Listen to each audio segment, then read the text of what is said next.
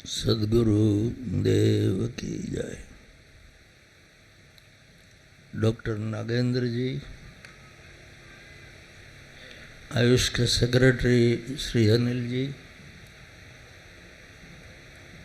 दिनेश भाई अमीन, vice president Mukesh भाई, mister झाला एंड मिस्टर दवे, सज्जनों, माताओं, बंधु भगिनियों, सबको मेरा सस्नेह जय भगवान। सब मिक्सचर में चला है तो मैं भी मिक्सचर कर रहा हूँ भाषा का। हिंदी भी चलती है, अंग्रेजी भी चलती है। ड्यूअलिटी है ना, वो तो इस जगत का नियम है, इसलिए ड्यूअल लैंग्वेज में ही ठीक है। हम ड्यूअलिटी से पर हो जाएंगे तब तो कोई भाषा ही नहीं रहेगी।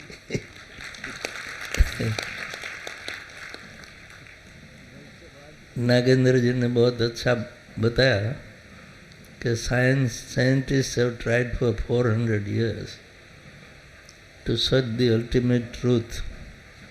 Now they have come at a place where they find nothing further. Ought to be, because their search is in the outer world.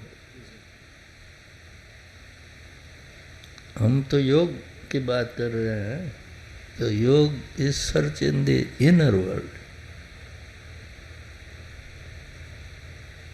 हमारे शास्त्र में कहा कि यथा ब्रह्मांड है तथा पिंड है, यथा पिंड है तथा ब्रह्मांड है।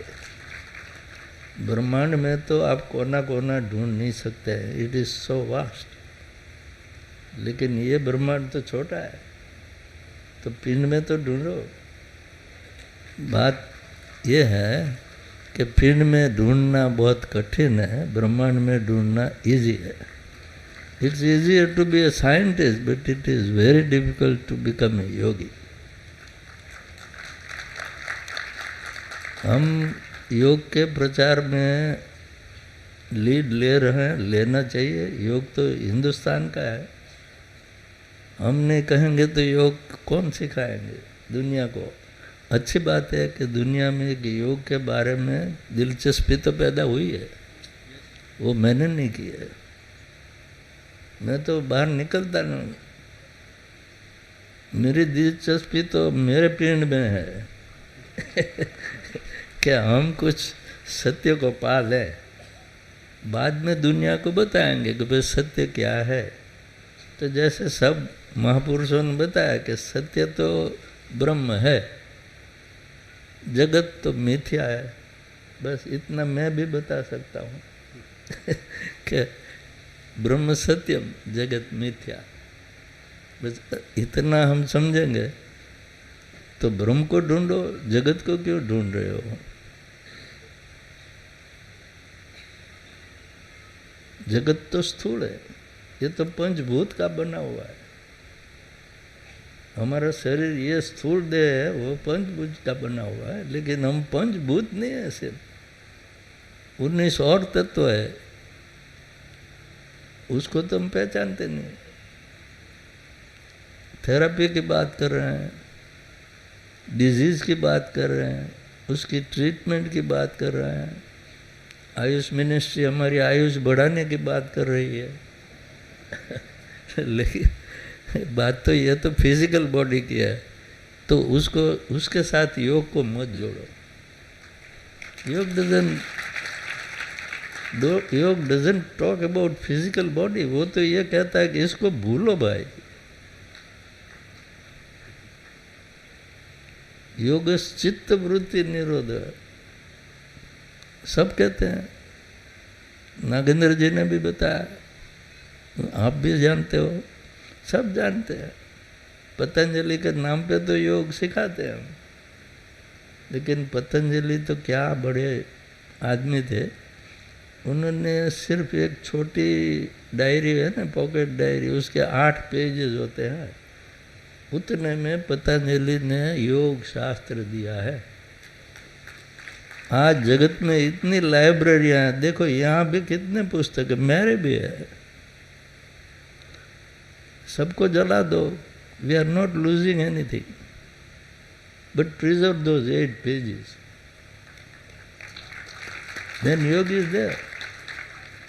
लेकिन वो तो एक एक सूत्र को समझने की तो बहुत कठिन बात है भाई। आज लोग उसमें पीएचडी करते हैं, पतंजलि का लिख के पीएचडी करते हैं।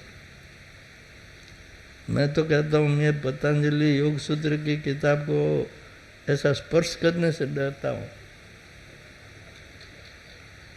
उसका एक सूत्र तो मैं सही बात प्रूव करूं,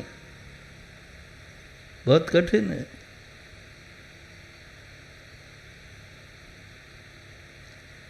उसने कहा कि आसन, प्राणायाम, यम नियम, 8 अंग तो हम जानते हैं, सब इसी की बात करते हैं। यहाँ भी यूनिवर्सिटी में ये वही सिखाते हैं। मैं जानता हूँ कि ये तो फिजिकल कल्चर हम सिखा रहे हैं, योग नहीं। योग का एजुकेशन दे रहे हैं, योगी नहीं बना रहे हैं। मैंने तो दिनेश भाई को, मिस्टर जाला को, सबको मैं यूनिवर्सिटी में कहता हूँ कि तुम डिग्री में योग सिर्फ मत रखो, पीछे योग एजुकेशन लिखो। योग की डिग्री नहीं होती, योग की डिग्री तो सिर्फ यही होती है। मेरे पास भी यूनिवर्सिटी के सर्टिफिकेट थे, उसकी क्या वैल्यू? कुछ नहीं, फाड़ के फेंक दो।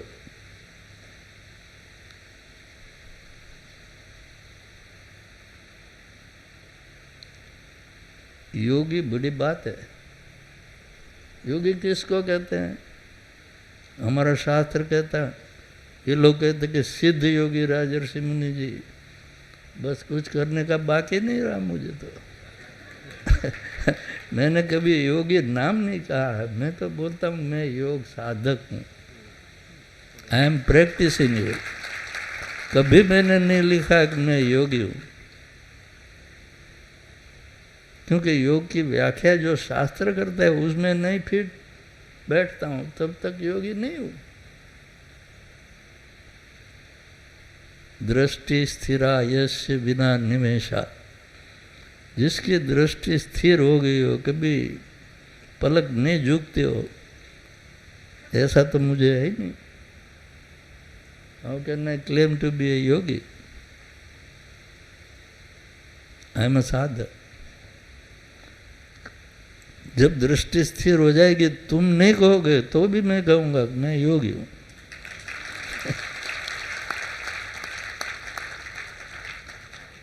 जिसको सांस चलती नहीं, केवल कुंभक में ही रहता है। मेरी तो सांस चलती है भाई।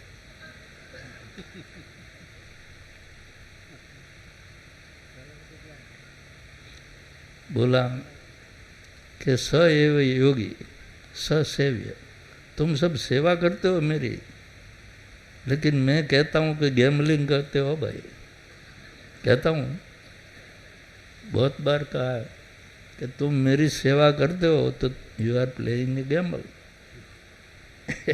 अगर मैं सिद्ध हो गया तो तुम्हारी सेवा का कुछ बदला तुम्हें मिलेगा, नहीं हो गया तुम्हारी सेवा गोल।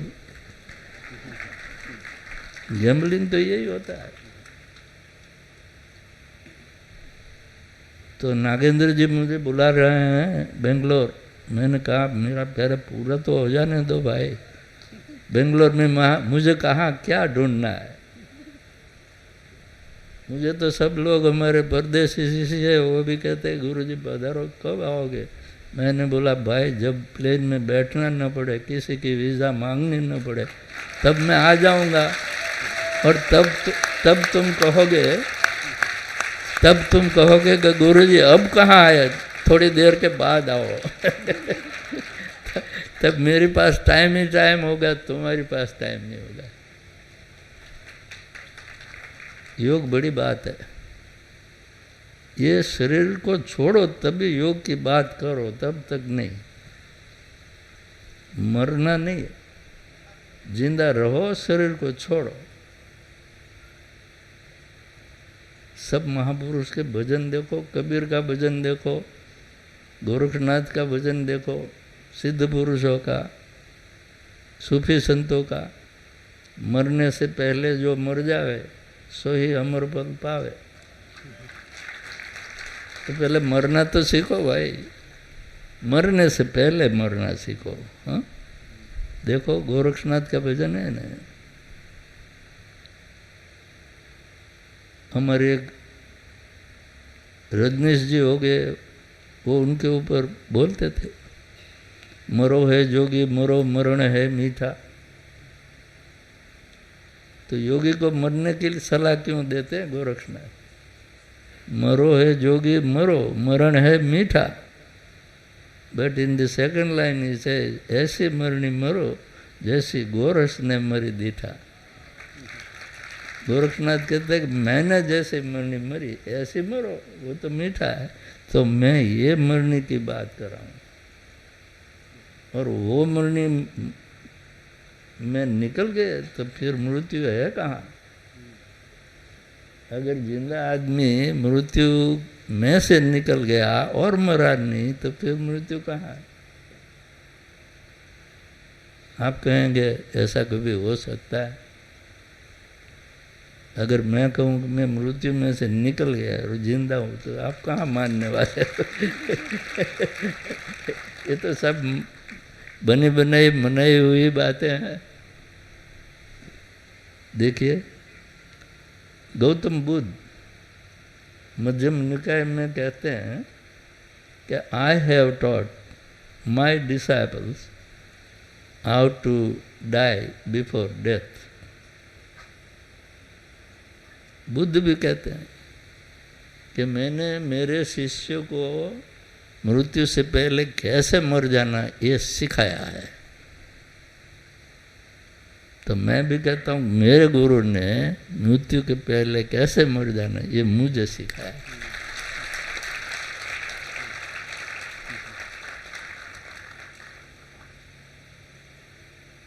और मृत्यु के पहले मर जाने का सीखना है तो वो किताब में नहीं लिखा जाता है, भाषण में नहीं कहा जाता है, यूनिवर्सिटी में नहीं पढ़ाया जाता है।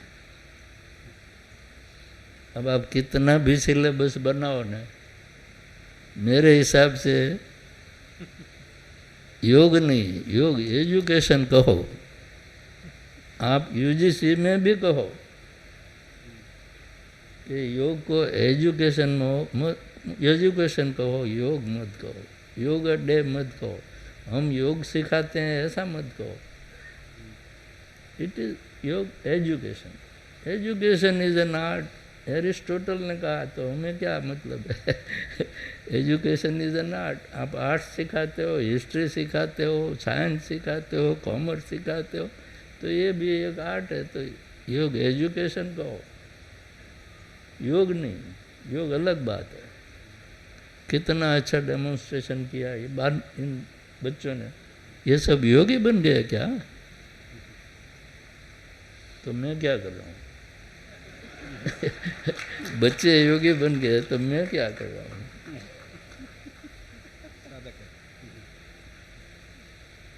साधक। देखिए भाई, आपने वर्ल्ड में जिम्नास्टिक्स देखा होगा, और ऐसे अंग के कसरत करते हैं ना, आसन तो क्या इससे भी बढ़िया करते हैं। इसके साथ बॉल उछाड़ते हैं, ले लेते हैं, बहुत एक्रोबेटिक फिट्स करते हैं।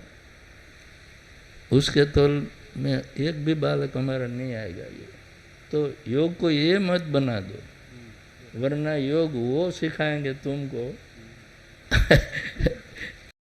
तो हिंदुस्तान में रखो योग, तो हिंदुस्तान में इसकी मुसीबत ये है कि ये गुरु मुख की विद्या है, सिखाई नहीं जाती। गुरु को जो शिष्य सुपात्र लगता है उसको वो ट्रूथ मुख से देता है, किताब से नहीं। अब मैं ये जानते हुए ऐसा नहीं कहूँगा कि मैं योग सिखाता हूँ।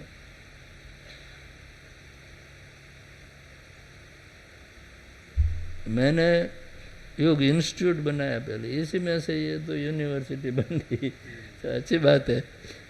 इंस्टीट्यूट का मैंने जब सिलेबस बनाया उसमें लिखा है कि तो शिविर होगी, first level, second level, third level, जैसे आप आगे बढ़ोगे सर्टिफिकेट मिलेगा, बहुत आगे जाओ तो डिप्लोमा मिलेगा। वो तो छपवा के हम रखेंगे, तुमको दे देंगे। डिग्री के सर्टिफिकेट में कभी छपवाने वाला नहीं हूँ। डिग्री कोर्स करना है तो आओ मेरे आश्रम में ऐसा करा लो, फिर तुम आगे बढ़ोगे तो तुमको ये कपड़े मिलेंगे, फिर अच्छा करोगे तो जो गुप्त विद्या है तुमको मिलेंगे। तब तक तुम योग में प्रवेश तुम्हारा होता ही नहीं, तो योग कैसे होता है? हमारा देश में योग बड़ा है। देखो भगवान कृष्ण ने गीता में कहा कि आदि में मैंने ये योग किसको दिया? सूर्य को, सूर्य भगवान को। उन्होंने उसके पुत्र मनु को दिया, आवर फर्स्ट मैन, आवर आदम।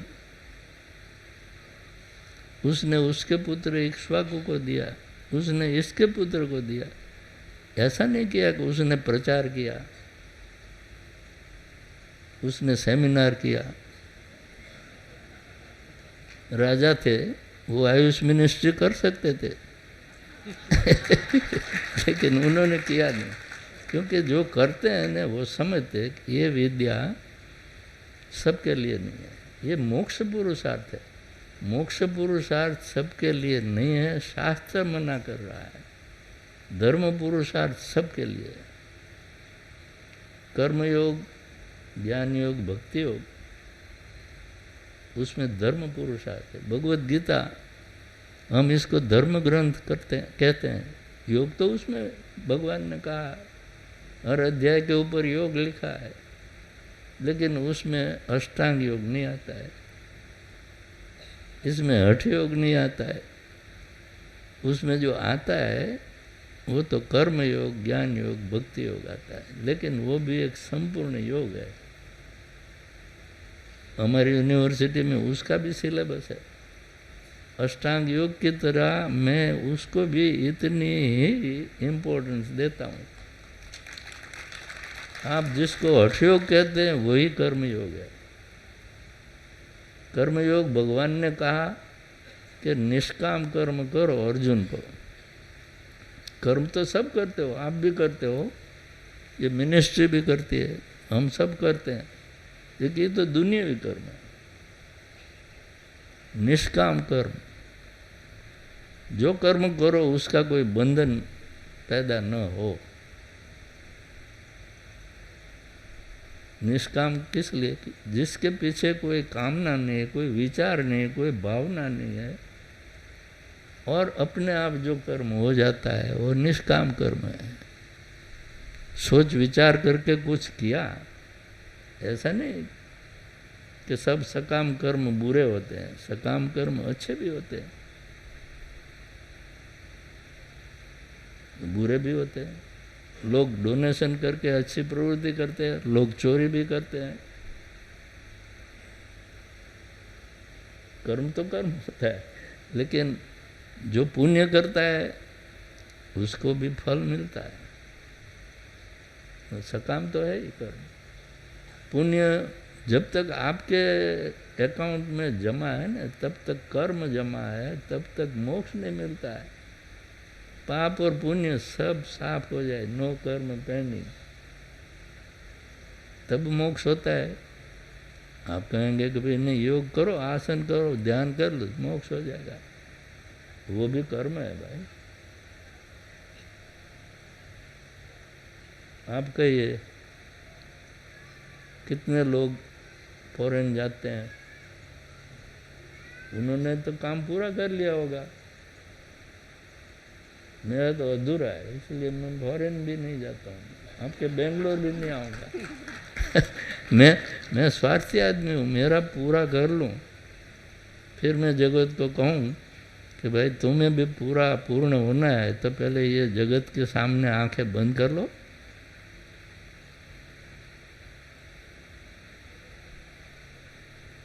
जब तक हम बहिर्मुख है ना तब तक योग नहीं होता, योग अंतर्मुख है। योग के 8 अंग में पहले 5 अंग है ना बहिरंग है, लेकिन बहिरंग क्यों सीखना चाहिए? In order to get an entry into the अंतरंग।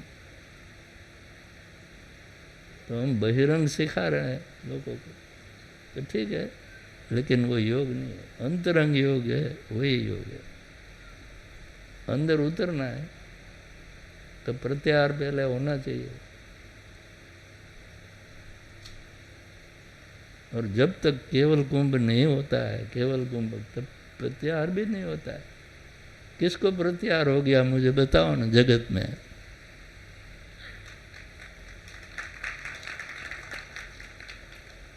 बात तो सब कर सकते हैं।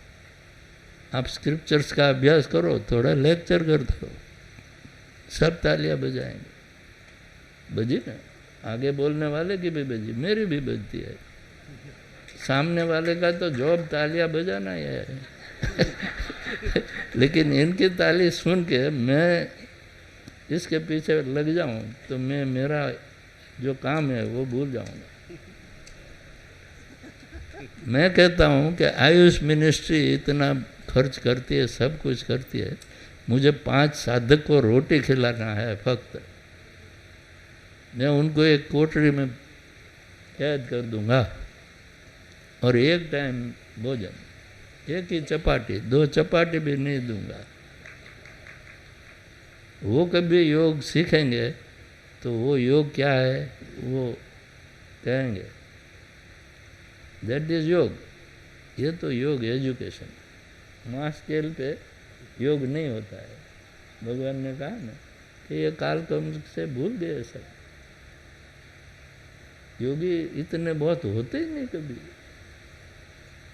हम जिस संस्कृति का बहुमान कर रहे हैं, अभाव है जिसके प्रति, उसमें भी योगी इतने नहीं है भाई, जितने आज पीएचडी है जगत में, उतने योगी नहीं थे।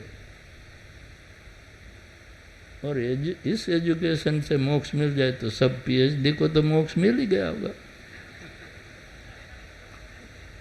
लेकिन अगर मोक्ष किसको मिला इसकी याद करो ना, तो निरक्षर अनपढ़ आदमी बहुत थे। कबीर, नरसिंह मेहता कहाँ पढ़ने गए थे भाई?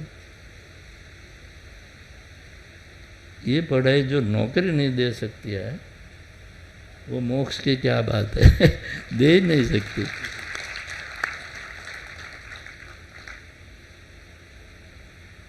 हम जब यूनिवर्सिटी बनाते थे तो गवर्नमेंट ने हमको भी पूछा कि इसकी जॉब ओरिएंटेशन, जॉब वैल्यू क्या है? मैंने बोला तुम जितनी डिग्री देते हो सबको नौकरी मिल जाती है, इसलिए नहीं मिलती, इसलिए तुमने एक मिनिस्ट्री बनाई है एम्प्लॉयमेंट की।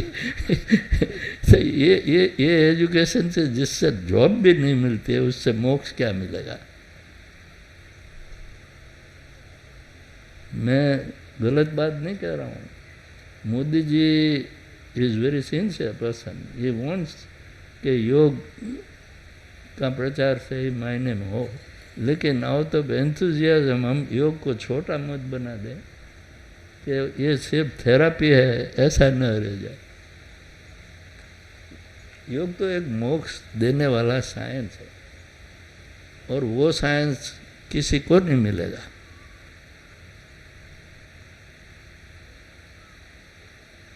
ये तो गुरु की प्रसन्नता की बात है, क्योंकि किताब में कहीं लिखा नहीं। गुरु बोल के अपने मुख से देंगे। सब किताब पढ़ लो, योग की जितनी किताब पढ़ोगे उसमें लिखा है कि गुरु गम्य विद्या है। ये यूनिवर्सिटी के प्रोफेसर गम्य विद्या नहीं है भाई। हाँ, प्रोफेसर में पीएचडी चाहिए, मैंने पीएचडी किया नहीं है, लेकिन गुरु तो हूँ। तो ये अलग बात है। योग के बारे में मैं हमारे दिनेश भाई, ये मुकेश भाई, इनके साथ लड़ाई करता हूँ कि तुम योग नहीं सिखा रहे हो भाई। मैं जो योग कहता हूँ वो तुम नहीं सिखा रहे हो। तो बोले कि गुरुजी समझते नहीं है। तब बात अलग हो जाती है। मैं इनको समझा नहीं सकता, वो मुझे नहीं समझा सकते, तो हमारा समाधान होने वाला नहीं। तो हम कहते हैं कि अच्छा भाई तुम तुम्हारी मर्जी से चलाओ, लेकिन उसको योग मत कहो, योग एजुकेशन कहो, फिर कोई बात नहीं है।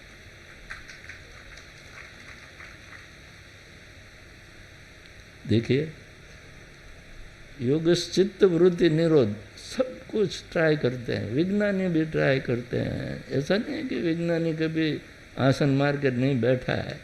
आप विज्ञानी है तो आपने भी आसन तो मारा ना, इसमें दिलचस्पी लेते हो। ट्राई भी किया मगज को कैसे बंद करे। आप कहोगे कि बंद हो गया, मैं कहूँगा नहीं हुआ। क्योंकि नहीं हो सकता। इसकी भी एक चाबी है। मगज बंद करने की चाबी है, दे दूं? ये तो गुप्त विद्या है, फिर भी दे दूं? बोलिए। दे देता हूं, लेकिन काम की नहीं तुम्हारे। इसकी चाबी है खेचरी मुद्रा।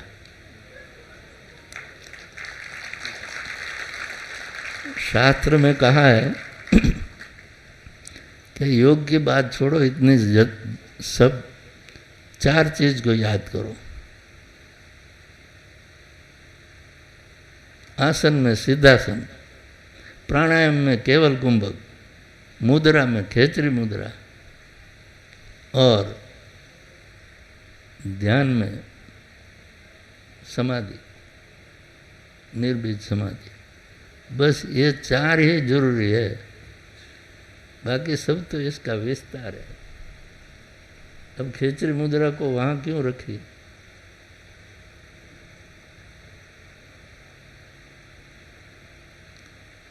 कबीर साहब का एक भजन है, भजन गाते होंगे, बहुत से लोग गाते हैं। उन्होंने लिखा है, यह तन ठाठ तंबूरे का, यह तन शरीर ठाठ तंबूरे का।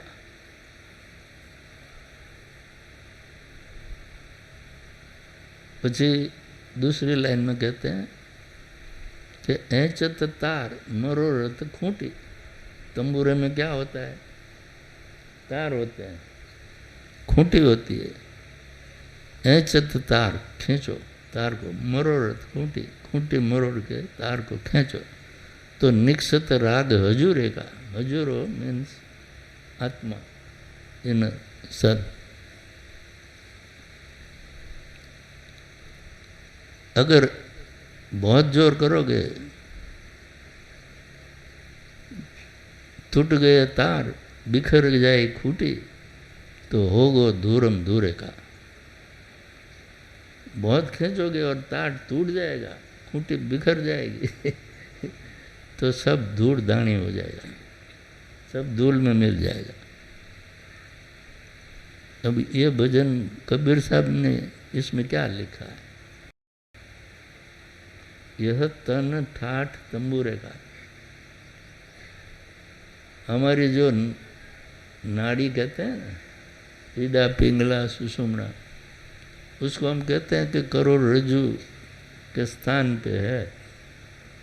तो करोड़रज्जु आप साइड पोज देखो, सिर्फ बोन्स, और ये हिप है, वो तंबूरे का नीचे का तुमड़ा है, और ऊपर कहाँ तक जाता है? ब्रेन तक, स्पाइनल कॉर्ड का ऊपर वाला छेड़ा। अब खूंटी तो ऊपर होती है ना, तो वो खूंटी है जीवा। खेचरी मुद्रा से टाइट करो तार को, तो हजूर का राग निकलेगा, मैंने आत्मा की आवाज़ अंदर से सुनोगे, वही अनाथ नाद है।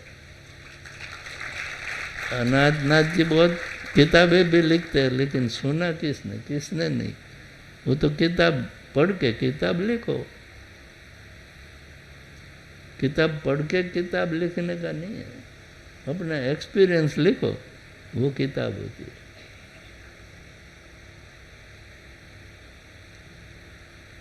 तो जीवा से खेचरी मुद्रा होती है। खेचरी मुद्रा भी लोग नहीं जानते हैं, खींच खींच के करते हैं, काट काट के करते हैं। मैं खेचरी मुद्रा जानता हूँ, इसलिए मेरे पास बहुत खेचरी की है ना जिन्होंने, वो आते हैं मुझे पूछने कि आप खेचरी मुद्रा की साधना करते हो। तो खेचरी तो मुझे होती है, लेकिन कुछ होता नहीं। वो मैं पूछता हूँ कि तुमने काटा ना? हाँ। खींचा ना? हाँ। मैंने बोला अब दूसरे जन्म की राह देखो, wait till your next birth. इसमें तो बिगड़ गया, इसमें हाथ लगाना नहीं है, कुछ काटना नहीं है, स्वयं होता है। और वो प्राण से होता है। आप प्राण एनर्जी को नापने की बात कर रहे हो, प्राण तो सूक्ष्म है, इट इज एनर्जी। आप मेरे सांस नाप सकते हैं, आपके लेबोरेटरी में मैं आऊँगा तो आप मेरी सांस नापेंगे कि आपका प्राण मैंने देख लिया? नहीं देखा है, वो तो प्राण वायु का। प्राण वायु भी कहाँ है? वो तो एयर है, इसमें तो हाइड्रोजन भी है, नाइट्रोजन भी है, सब गैस होते हैं एयर में। तो उसमें जो डिराइव कर लेते हैं वो ऑक्सीजन है। लेकिन ये तो फिजिकल बॉडी के लेवल पे ये वायु है, सटल बॉडी के लेवल पे ये एनर्जी हो जाती है। आप समझे ना? तो सटल बॉडी को तो नापने का आपके पास साधन है नहीं। साधन लगाओ तो स्थूल बॉडी पे लगाओगे ना, सटल बॉडी तो आप नहीं नाप सकते। तो ये विज्ञानियों की यहाँ एंड है, दी एंड है।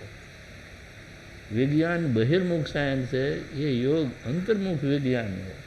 ये भी विज्ञान से भी बड़ा विज्ञान है।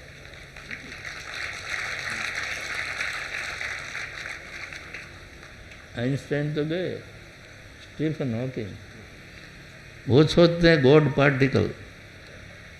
पार्टिकल तो फिजिकल है, गॉड तो सटल से भी सटल मोस्ट है। तो पार्टिकल में कहाँ गॉड है?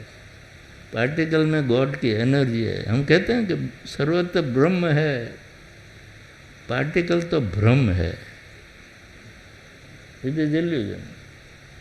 ये बाह्य जगत है, इल्यूजन है। देखो अर्जुन ने भगवान कृष्ण को कहा कि तुम कहते हो कि तुम सर्व कुछ हो, ब्रह्मांड भी तुमने बनाया और तुम में पूरा ब्रह्मांड समाविष्ट है। ब्रह्मांड तो कितना बड़ा है, तुम तो मेरे जितने हो। तो ये बात मेरे दिमाग में नहीं उतरती है। बताओ तो सही, आप भी वही कहते हो मुझे तुम बताओ तो सही। विज्ञानी सब ये कहते हैं कि भगवान को हम मानते नहीं, आत्मा को नहीं मानते। बता दो कि ये भगवान है, ये आत्मा है। अरे भाई तुम्हारा सद्भाग्य होना चाहिए ना कि भगवान तुम देख सको या आत्मा देख सको। ये दिखाया नहीं जाता, अनुभव किया जाता है। इसलिए कहते हैं कि गॉड रियलाइजेशन, सेल्फ रियलाइजेशन, इसकी विजिबिलिटी नहीं है, ये तो सटल मोस्ट है। तो स्टीफन हॉकिंग्स को मैं कहूँगा कि ये प्रकृति वाला खेल है पूरा ब्रह्मांड। तो प्रकृति तो जड़ है। हमारा शास्त्र कहता है प्रकृति जड़ है, आत्मा ब्रह्म वो चेतन है। तो वैल्यू तो चेतन की है, जड़ की नहीं है। हम योग को जड़ पदार्थ के साथ जुड़ के योग विद्या कर रहे हैं ये विद्या नहीं है। सा विद्या या विमुक्त किस स्कूल में नहीं लिखा है? आपके स्कूल में भी लिखा होगा, है ना? संस्कृत है, सा विद्या या विमुच्यते। विद्या इसको जो मोक्ष दिलाए। तो मैं ये विद्या सिखाना चाहता हूँ। आप ये कहते हो कि नहीं नहीं नहीं, जिसके नौकरी मिले जिससे वो विद्या सिखाओ। ये मुझे ये कहते हैं कि हमारे विद्यार्थी पास हो जाए, उसको नौकरी नहीं मिले तो हम क्या सिखाएंगे? मैंने बोला जो पास हो गए जिस यूनिवर्सिटी में, साइंस लेके, कॉमर्स लेके, आर्ट्स लेके, लॉ लेके, तो सबको मिल गया क्या? जॉब मिल गया? मैं तो न्यूज़पेपर में पढ़ता हूँ, बाहर तो निकलता नहीं, कि एक चपरासी की अर्जी में या तो झाड़ू मारने वाले की एडवर्टाइजमेंट बाहर निकली, तो उसमें पीएचडी लोगों ने भी अर्जी की कि हम झाड़ू साफ करने के लिए झाड़ू से नौकरी चाहते हैं। ये पीएचडी है अभी का। तो आपका जो यूनिवर्सिटी ग्रांट्स कमीशन है ना, उनको भी बहुत सीखना है। एजुकेशन ऐसा दो को, जैसे इन्होंने कहा कि भाई मानवीय बनाना है, we have to make a man. आपने भी कहा, मैं भी यही कहता हूँ कि make him first a man, बाद में योगी। और मैन बनाने के लिए धर्म पुरुषार्थ सिखाओ। अब वहाँ सेकुलरिज्म लड़ेगा। कौन सा धर्म सिखाना? अरे भाई सब धर्म में जो अच्छी बात कही उसको तो सिखाओ। कॉमन तो है ही। कौन सा धर्म ये कहता है कि झूठ बोलो? कौन सा धर्म कहता है कि चोरी करो? कौन सा धर्म कहता है कि मारो? कोई धर्म नहीं कहता है, लोग कहते हैं। तो यम नियम सब हमारे हैं ना, वो सब धर्म में है। तो इतना तो सिखाओ, वो धर्म पुरुषार्थ है, यम नियम। फिर आसन प्राणायाम की बात आती है। आसन किसको कहते हैं? हम जो सिखाते हैं उसको नहीं। पतंजलि ऋषि कहते हैं वो स्थिर सुखम आसन, बिल्कुल स्थिर हो जाए, दुख उसमें रहे नहीं। और फिर कहते हैं ये कैसे होता है? प्रयत्न सही थे लिए अनंत समापत्ति व्याम। प्रयत्न करने का ही नहीं है ये आसन, तो प्रयत्न साध्य है भाई। जिसमें प्रयत्न करने का होता ही नहीं है और हो गया, उसी का नाम आसन है। और अनंत समापत्ति व्याम, एंडलेस मेडिटेशन। उस स्थिति में आ जाओ तब आप कह सकते हो कि मैंने आसन सिद्ध किया है। और उसका परिणाम बताते हैं पतंजलि, तब तो द्वंद्वा न विघात, कोई द्वंद्व नहीं रहता है। फिर उसको दिन भी नहीं रहता है, उसको रात भी नहीं रहती है, उसको ठंडी भी नहीं लगती, उसको गर्मी भी नहीं लगती। ये सब आसन करते हैं। भाई ठंडी लगती है ना बच्चे गर्मी भी लगती है ना, एसी चाहिए, ठंडी में गर्म कपड़े चाहिए। तो ये तो क्या है? हम we are cheating our own self in the name of yoga. योग अलग बात है। पतंजलि को समझने की बहुत कोशिश करी है मैंने, इसलिए मैं कहता हूँ कि जब तक मैं ये सब दिखा नहीं सकता हूँ, मैं कहता हूँ मैं पतंजलि को नहीं समझाऊँ। और आजकल सब सिखाने वाले पतंजलि का नाम पहले देते हैं। पतंजलि ने कहा प्राणायाम, वो कहता है कि 3 प्रकार के सांस चलते हैं, रेचक, पूरक, कुंभक। लेकिन प्राणायाम कौन सा है कि चौथा, चतुर्थ। मैंने केवल कुंभक, there is no inhalation no exhalation. ये स्थिति हो जाए तब कहो कि मुझे प्राणायाम आता है।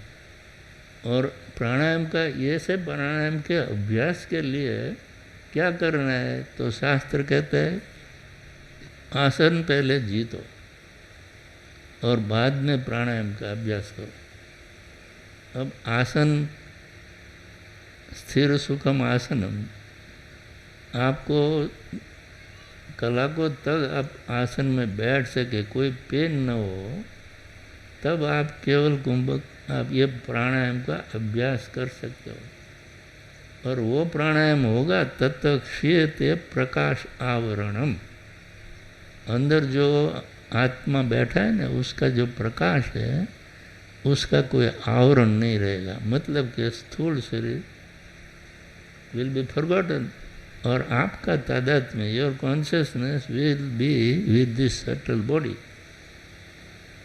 और सटल बॉडी के साथ तादाद में हो जाएगा। तब क्या होगा, तो भगवान कृष्ण गीता में कहते हैं कि सर्वद्वारेषु देहस्मिन् प्रकाशः उपजायते ज्ञानम यदा तदा विद्या विवृद्धे सत्य मित्युतः। तब ज्ञान मिलता है कि इस शरीर के अंदर सब प्रकाशमय हो जाए, तो वो सटल बॉडी है। तो फिर उस टाइम स्थूल बॉडी का ज्ञान ही नहीं होता है। ये तो मेरा योग है, आपका अलग है, बहिरंग योग है, मेरा तो अंतर्मुख योग है। तो ये योग की मैं बात कर रहा हूँ, लेकिन इतनी बात काफ़ी है। तो आप सब ने मुझे सुना है इतनी देर तक बैठ के, बहुत आभारी हूँ। तो अब मैं मेरा वक्तव्य समाप्त करता हूँ। सबका बहुत बहुत शुक्रिया, आभार। जय भगवान। नागेंद्र जी का भी अभिनंदन, अनिल जी का भी अभिनंदन। और अब मुझे कहीं बुलाया मत, आप समझ गए ना कि ये बुलाने जैसा आदमी नहीं है। जय भगवान।